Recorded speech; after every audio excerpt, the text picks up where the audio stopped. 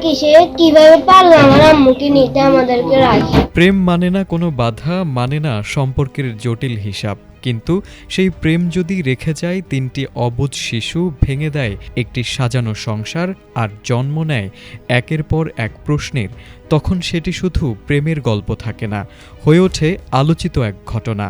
ঠিক এমনই একটি ঘটনাকে ঘিরে এখন তোলপাড় সামাজিক যোগাযোগ মাধ্যম।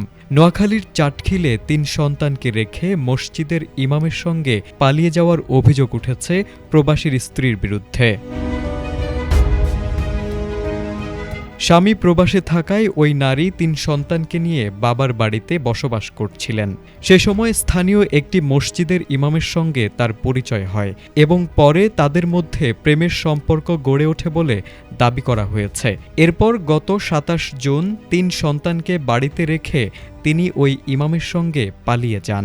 পরিবারের দাবি, ঘটনার পর ঘর তল্লাশি করে দুজনের একটি যৌথ হলফনামা পাওয়া যায়, যেখানে নতুন কাবিননামার মাধ্যমে বিয়ের উল্লেখ রয়েছে। পরিবারের আরও অভিযোগ, যাওয়ার সময় তিনি ঘর থেকে বিপুল পরিমাণ নগদ টাকা ও স্বর্ণালঙ্কারও নিয়ে গেছেন। আমার আম্মু যে আমাদের রাখি চলে গেছে, আমার আম্মু কেমনে ফেললো আমাদেরকে রাখি চলে গেছে। মসজিদে থাকি সে কিভাবে পারলো আমার আম্মুকে নিতে আমাদেরকে রাখি। এ ঘটনায় ওই নারী, অভিযুক্ত ইমাম এবং তার পরিবারের সদস্যসহ ৪ জনকে আসামি করে অভিযোগ দায়ের করা হয়েছে। তবে নগদ অর্থ, স্বর্ণালঙ্কার ও বিয়ের দাবিসহ অভিযোগে উল্লিখিত সব বিষয়ের সত্যতা এখনও তদন্তাধীন। পুলিশ বলছে, অভিযুক্তদের শনাক্ত করে প্রয়োজনীয় আইনগত ব্যবস্থা নেওয়ার প্রক্রিয়া চলছে।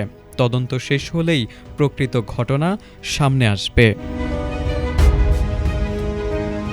Desk report, ATN Bangla.